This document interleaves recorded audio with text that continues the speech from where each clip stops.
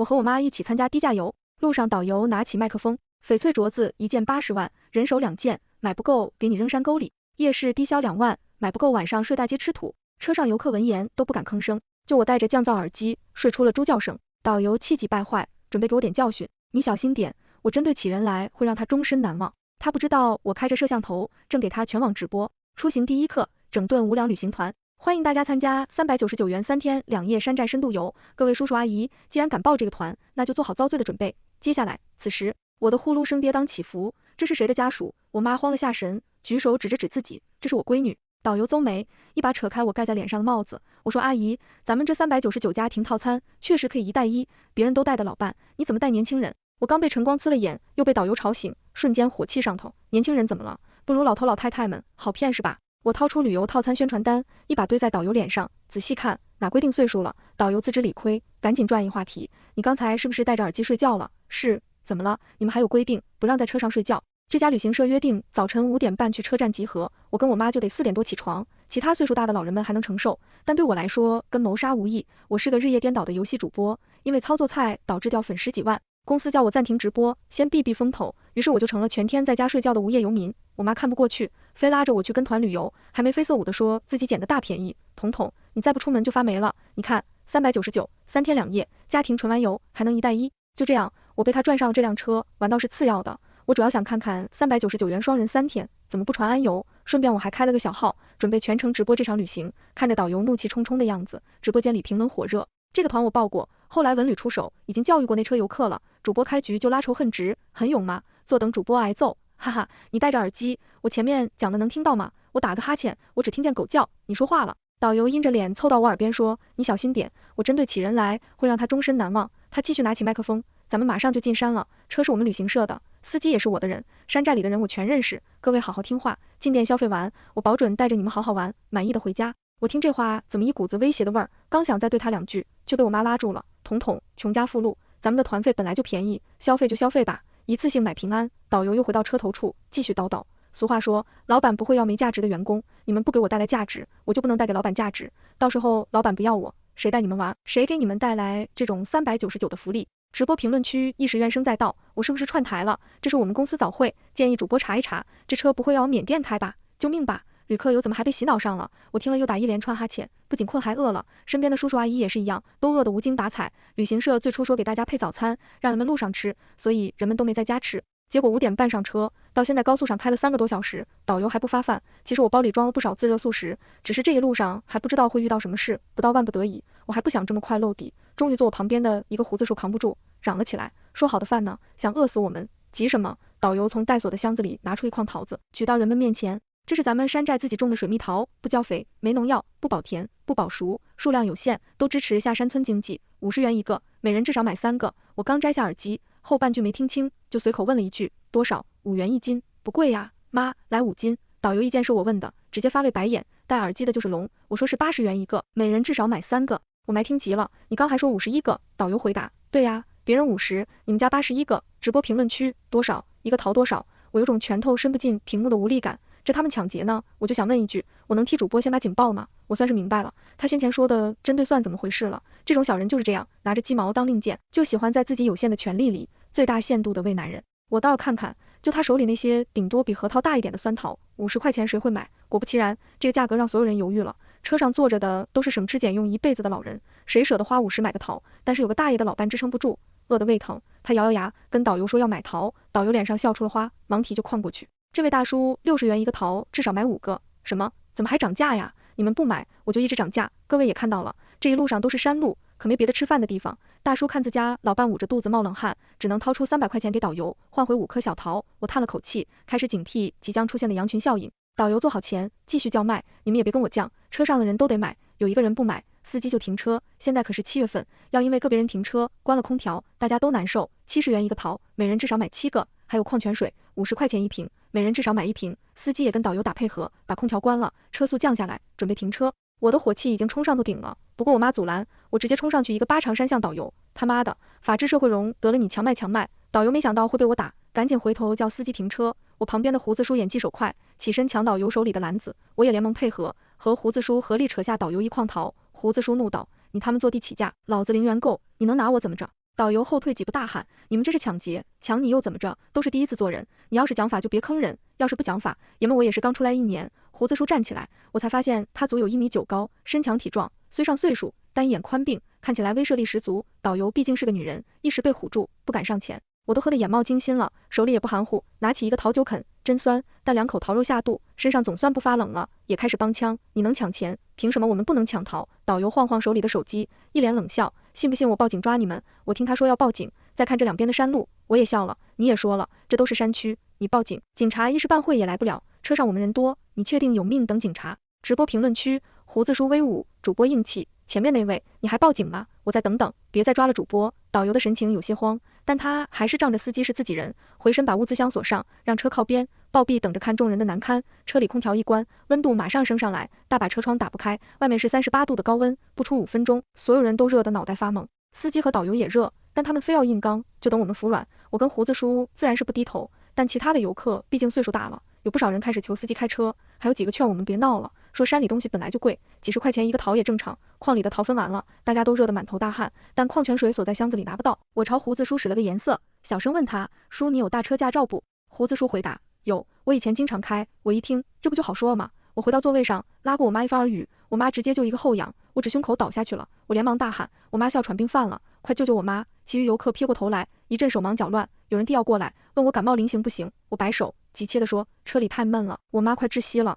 导游开始还半信半疑，但怕真出事，还是过来瞧了瞧。我妈躺在地上不断抽搐，嘴里还嚼出一股白沫来。导游和司机一看，脸色大变，生怕有人死他们车上，于是也不再犹豫，在我提议下，两人一边架，一只胳膊把我妈搀扶到车门。我看准时机，一把拽着我妈，而我妈一手一个，把司机和导游推下车。走你！没等他们俩爬起来，车门已经关闭。胡子叔坐在司机位上发动大巴，载着我们扬长而去。我靠！导游和司机弄了下神，赶紧爬起来追车，他们嘴上骂骂咧咧的，但我一句也听不清，毕竟车都开出2里地了。车上的其他人一脸懵，随后反应过来，你们这不是抢劫吗？要不停下来吧，万一导游报警怎么办？看那俩人跑半天了，外面这么热，容易中暑啊！我啃着桃，冷眼看了一车，旅客议论，刚才导游关空调，不给吃不给喝，还疯狂抬价时，这些人可以去反对没有？现在吃着我和胡子叔抢下来的桃，喝着我和我妈撬所搬出来的矿泉水，他们倒是一见多了，配可怜之人必有可恨之处。行啊，叔，咱们停车。刚才每人至少吃了7、8个小桃了，矿泉水连喝带拿的都干完3梯了，各位都准备好600块钱，咱们接导游上来收钱。顿时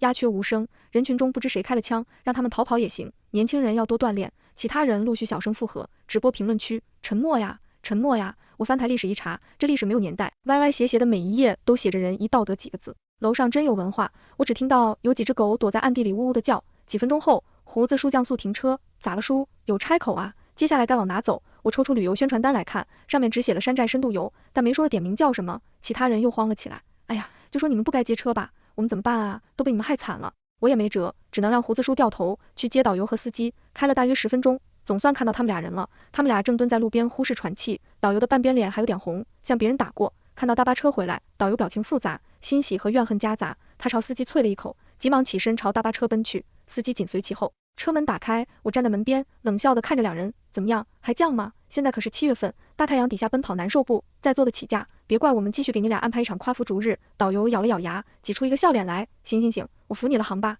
你这么有本事，怎么还回过头来接我们？我朝他翻了个白眼，要不是不知道路，我才不理他俩。我和胡子叔回到座位，司机继续开车，他也不敢发脾气，只斜论了导游几眼，口中暗暗说道，优卓点骗，你他们在瞎逼逼，老子还得抽你。中午前，我们赶到了山寨，导游举着小黄旗，指挥大家下车。第一个景点，玻璃碴子展览馆，俗称翡翠店，每人至少2件，不满2件，给你扔山沟里，自己回家呀。闻言，我如遭雷击，多少？每人至少2件。导游对我有些畏惧，朝我撇了撇嘴，你加1件行了吧？多少？还有1件，行，你不用买。随后导游凑到我耳边小声说，你给我点面子行不行？本来就是低价游，刚才的桃和矿泉水已经白搭了，你总不能让我连裤衩本都收不回来吧？搞不起低价游就别搞，跟我哭什么穷？我推开他，挽着我妈进了店。这地方我是真不想去，无奈我妈有兴趣。导游领着众人往里走，一边走一边介绍，各位，这都是咱们大山出产的精品翡翠，你喜欢就多买一点，不喜欢就少买一点，咱们不强制消费，每人至少2件。好家伙，这话说的，喜不喜欢都得买。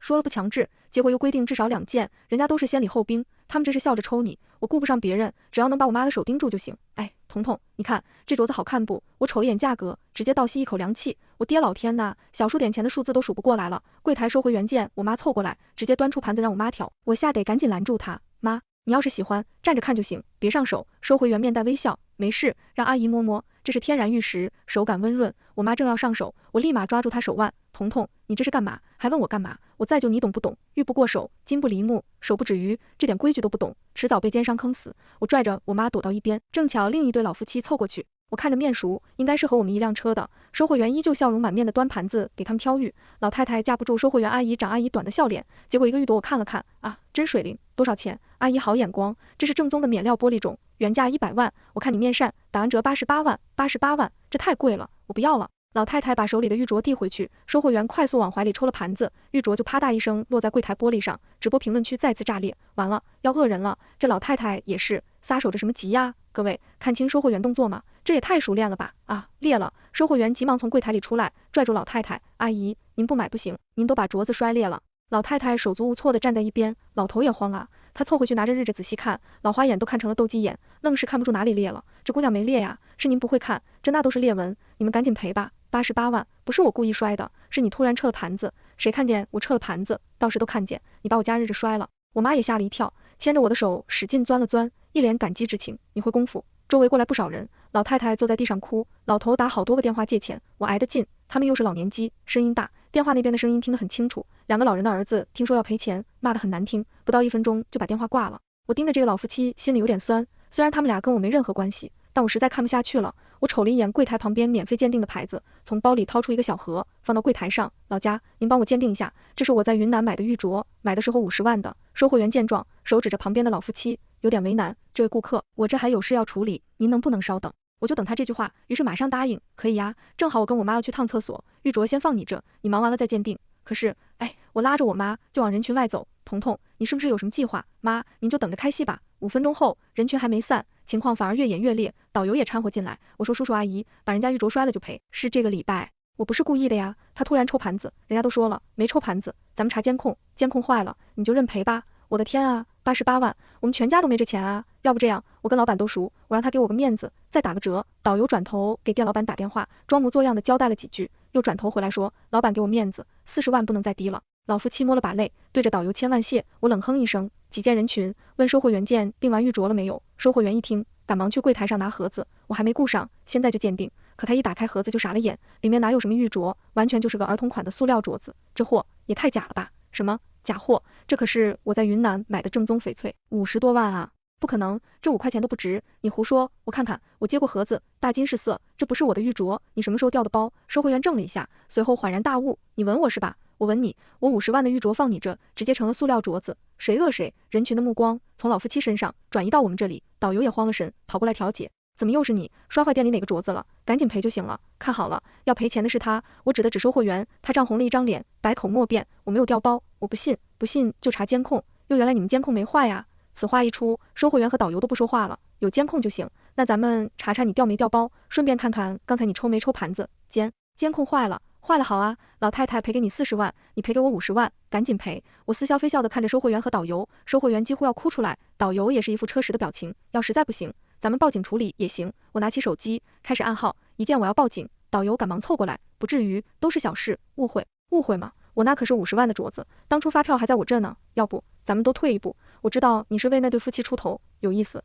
看来是要跟我做交易了，怎么都退反，你把你的镯子拿走，柜台也不让他们俩赔了，怎么样？我想了想，毕竟在人家地盘，我也暴闹得太狠，见好就收才是明智之举，当即同意导游的提议。收回原送的口气，狠狠挖了我一眼，直播画面上直接爆出了几辆豪车和666，主播可以啊，反客为主这一招相当秀，我为主播打 call，主播是神，关注了，继续努力。那对老夫妻也想明白了怎么回事，忙来跟我道谢，闺女，谢谢你啊，你救了我全家的命了，小事。我笑着收起道具手足盒，来之前我可是查过不少工业的，他们这几招我都提前做了防备，我妈也心有余悸，庆幸自己听我的没往前凑，这之后几乎都贴着我走，生怕再出什么闪失，不过越怕什么反而越来什么。导游说所有人的身份证了，说是晚上安排住宿用，我妈本来想交，但看我迟迟未动，又把身份证塞回包里。导游一脸不善，朝我伸手，你不会又要搞特殊吧？咱们套餐里包住宿，亏不了你，我要是不交呢，那就自己花钱找旅店，不过丑话说到前面，这里是山区，宾馆就这一家，嘿嘿，我跟你开玩笑的，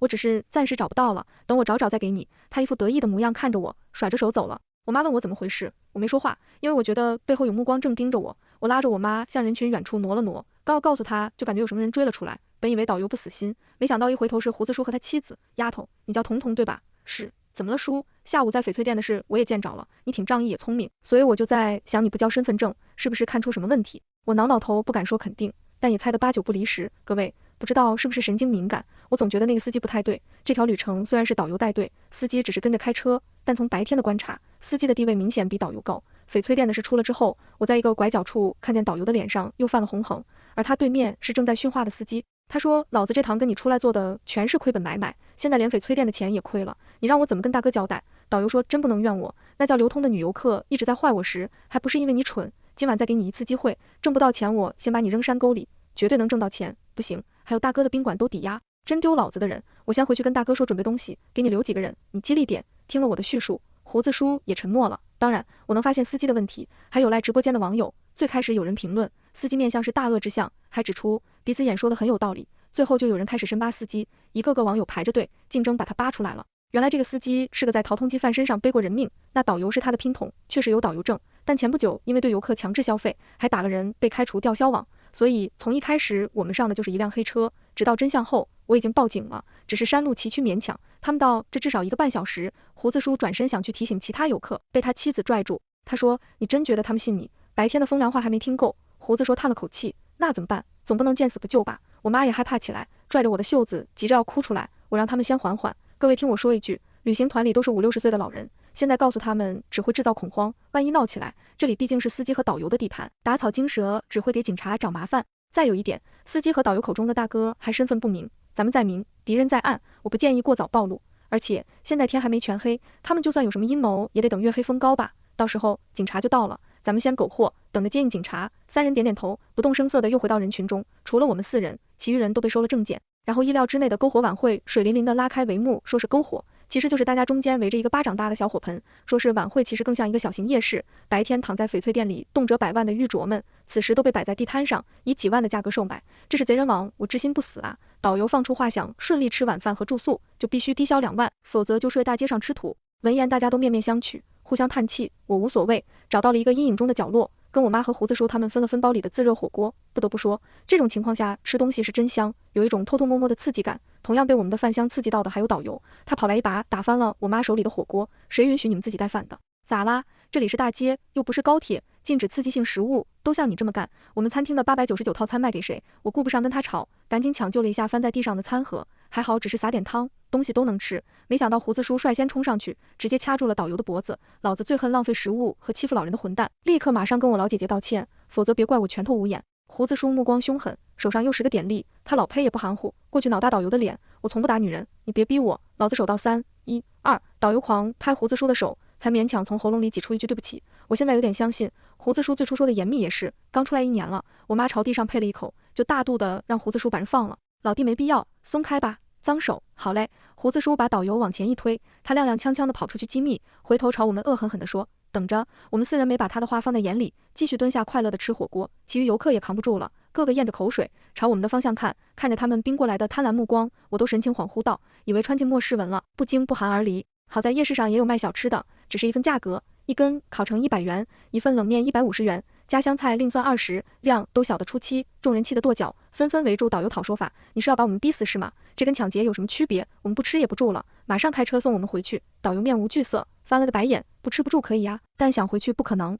你们的证件都在我这里，就算自己走出去，恐怕连火车票都买不了吧。他摆摆手，随后几个混混不知从哪里窜出来，手持棍棒冲散外围的人群。这些老人哪见过这架势，刚才的激愤气焰瞬间消散，个个紧张的不行。直播间的评论区也到了白热化阶段，我胸口的手机越来越烫，充电宝已经换到第2个了。这哪还是旅行直播呀，都快赶上社会新闻了，打起来，打起来，把挤公交和抢鸡蛋的力气使出来，别起哄了，这真要出事。主播报警了没？报了，我是车顶的警笛，我们还有半小时到场。主播介绍一下旁边的那个小草屋吧，长得挺别致的，上面那位别打叉，插出去，对，插出去，这里是社会新闻直播。导游小手一挥，其中2个混混径直朝我们走来，我一看要坏，刚才胡子叔那波仇恨值拉太满了，现在看样子给干架，我紧张的喝一口汤。胡子叔，没的事，你们仨老弱妇孺的往后稍稍。不是，我还想说什么，胡子叔的老婆就过来拉我们，她气定神闲，看起来并无担忧，咱们别添乱，让我老公来就行。那俩人去我们还有3、5米时，胡子叔手里的自热小火锅已经旋转着飞了出去，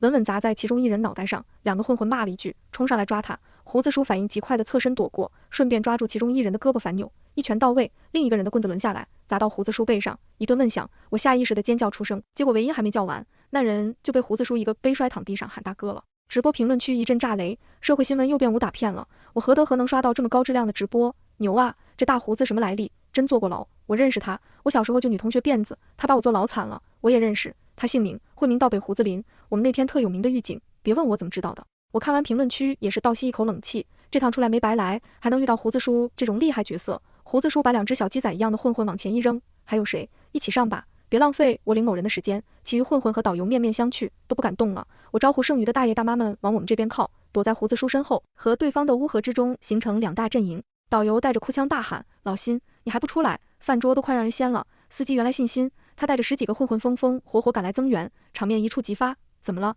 那几个老不死的都抽完血了，还抽个屁？有很绝色。司机定睛一瞅，马上看到站在人群前的胡子叔，又是你，今天把我赶下车的账我还没找你算。话音刚落，司机身后的混混就自觉站开两列，好像在给谁让路。我猜另一个神秘的大哥要出现了，没想到大哥刚出场就差点原地跪下。我靠，倒背胡子林。胡子叔一见也乐了，我当是谁？原来你就是大哥呀，耗子张，你出息了，不仅自己不干好事，还收了通缉犯刀2把刀。看我们愣神，胡子叔又补了一句，我退休前，这人刚放出来，没想到这么快又见面了。被胡子叔叫做耗子张的矮个子男人，强作震惊，脸上清白不明。今天算我兄弟们有眼无珠，在太岁爷头上动了土，给我面子，我看这事就这么算了，给你面子，你算老急。胡子林，我知道你退休了，手别伸太长，小心晚节不保。胡子叔笑了2声，捡起地上的棍子，混混们立刻条件反射的退了2步。耗子张，你也蹲了15年，出来开宾馆不错，可怎么不好好干啊？我听信心的2把刀说抽什么血？难道你在做器官买卖生意？像是被戳中了秘密。耗子张挪了把汗，既然你看出来了，我也不瞒，老头老太太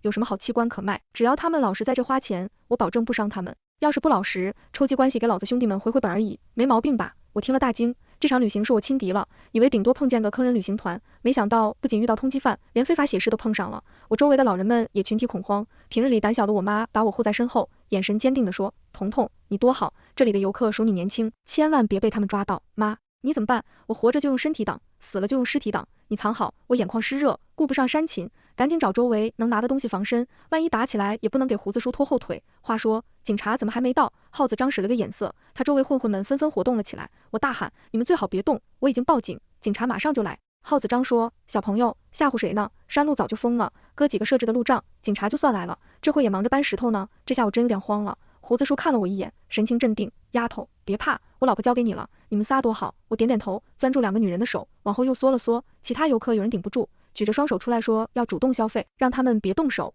话音刚落，剩余人陆续跳出来投诚，当下保命最关键，他们的做法也无可厚非。耗子张得成的大笑，早这样省老子多少时，都滚去买东西，每人低消10万，最低消费从2万涨到10万，游客们都不敢对他们有怨言，只敢面露不满地盯着我们几个。督导人说都是我们害的，从一开始就不该反抗。连先前被我帮助过的那对老夫妻也默默走向夜市，只回头幽怨地看了我一眼。我心下一沉，对自己和胡子叔的行为第一次有了怀疑，难道反抗非法侵害也错吗？我是不是也该和他们一样逆来顺受？这些人都是我们害的吗？我妈大概看出了我的心思，摸了摸我的头，给出一个肯定的眼神。彤彤，别理他们，他们做惯了牛马，都忘了站起来是什么滋味了，别怀疑自己，你做的对，妈妈为你骄傲。胡子叔也过来，没听说过正义相不依让步的，他们已经涉及重大犯罪了，你报警报的对，难不成看着他们一堆人围上来，咱们等着挨揍？我听了他们的话，心里热腾了起来。没错，鲁迅先生也说过，今日若我冷眼旁观，他日会领几声，则无人为我摇旗喊。只是如今真要会领几声了，警察没法开车进来，还能指望什么？指望他们飞过来？说时迟那时快，我头上突然传来螺旋桨的呼啸之声，由远及近，不到5分钟，一架直升飞机降落在离我们不远的空地上，吸引了所有人的目光。几个手持枪械的特警朝我们挺近，后面喇叭的声音喊道，张浩、辛奇和其他多名在逃通缉犯放下武器，马上投降。耗子张和司机还想逃，周围又围上2架直升飞机，从上面掉下来10几个特警把他们围住。梦中捉鞭，导游想混在游客里，但很快就被大爷大妈们发现，一人推2下给拱了出来。他哭得梨花带雨，戴着手铐还不忘怨恨地瞪我2眼。抓捕行动结束后，我们才知道不只是司机，耗子张还收了不少通缉犯，躲在这个世外之地司机楼前。当时警方接到我的报警，听到我报出司机的名字，当即觉得这事不简单，赶紧派出警力朝山上赶，结果被大师阻拦，当机立断请了外援，才有了现在这一幕。我们4个和其他游客都被直升飞机分批次运出大山，我也把直播的视频整理好，当做证据交给警方，他们说要给我发个好市民奖章，整个我还挺不好意思。这事暂时告一段落，我回家第2天就接到公司通知，让我转行当旅游主播，说我的直播大火，同时段最大观看量商业了。评论区还有不少网友挨着我，让我和胡子叔组队开播。我正犹豫时接到了一个电话，胡子叔打来的，丫头，我们街一长找到我让我返聘，说没了我，他镇不住，哈哈，那感情好啊，倒被胡子林威名再起。不过我又有了别的想法。啥？你说咱俩要不要一块搞个自媒体号，更大程度的为改造不良社会风气出分力？我们可以一笑，正合我意，全都完结。